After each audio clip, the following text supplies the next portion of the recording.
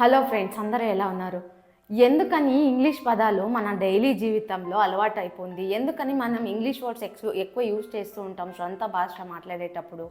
So చదువుకున్న వాళ్ళ దగ్గర నుంచి చదువు లేని వాళ్ళ దగ్గర, అంటే మన అమ్మమ్మలు కావచ్చు, తాతయ్యలు కావచ్చు, డైలీ లైఫ్లో ఏదో ఒక ఇంగ్లీష్ వర్డ్ యూజ్ చేస్తూనే ఉంటారు.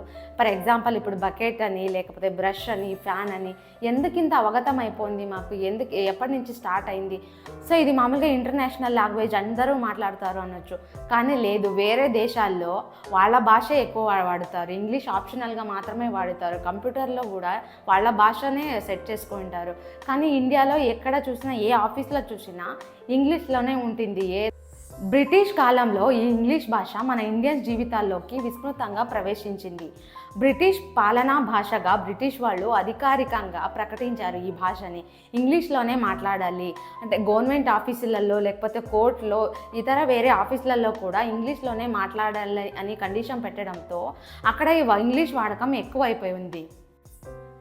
ఇంకొకటి విద్యా వ్యవస్థ, అంటే ఎడ్యుకేషన్ సిస్టంలో కూడా, స్కూల్స్లో కూడా ఇంగ్లీష్లోనే టీచింగ్ చేయాలి అని కూడా కండిషన్స్ పెట్టడంతో అక్కడ ఇంగ్లీష్ తెలిసిన వాళ్ళ సంఖ్య ఎక్కువైంది. అలాగే ఇంగ్లీష్ ప్రాముఖ్యత ఎక్కువైంది. సో ఇంకా ఉద్యోగ అవకాశాలకి వస్తే, ఇంగ్లీష్ తెలిసిన వాళ్ళు బ్రిటిష్ ప్రభుత్వ ఉద్యోగాలను పొందగలుగుతారు అనేసి ఒక స్టేట్మెంట్ పాస్ చేసింది. సో ఇది సురక్షితమైన ఉద్యోగ మార్గం అని తెలుసుకుని చాలామంది ఇంగ్లీష్ నేర్చుకున్నారు అప్పుడు. సో స్వాతంత్రం తర్వాత ఇంగ్లీష్ భాష మానేయచ్చు కదా, మన సొంత భాషలో మాట్లాడచ్చు కదా, అన్ని ఏళ్ళ నుంచి అలవాటైన భాష. సో ఇంక అన్ని ఆఫీసులలో అదే వాడడం వల్ల అందరికీ అదే వాడటం అలవాటు అయిపోయింది. సో అలాగే దాని ఇంపార్టెన్స్ కూడా రోజు రోజులకు పెరుగుతూ వచ్చింది. ఇప్పుడు ఇంటర్నేషనల్ వేరే దేశాలతో ఏమైనా బిజినెస్ ఇది అయినా కానీ, ఏదైనా కానీ మాట్లాడాలంటే ఇక ఇంగ్లీష్ భాషలోనే మాట్లాడాలి అన్నట్టు అందరికీ అలవాటు అయిపోయింది.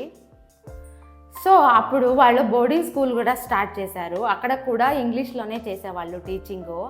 అలాగే బిజినెస్ మరియు టెక్నాలజీ, ఇతర వేరే ప్రాంతాలలో కూడా ఇంగ్లీష్ పదాలు వాడటం ఎక్కువైపోయింది.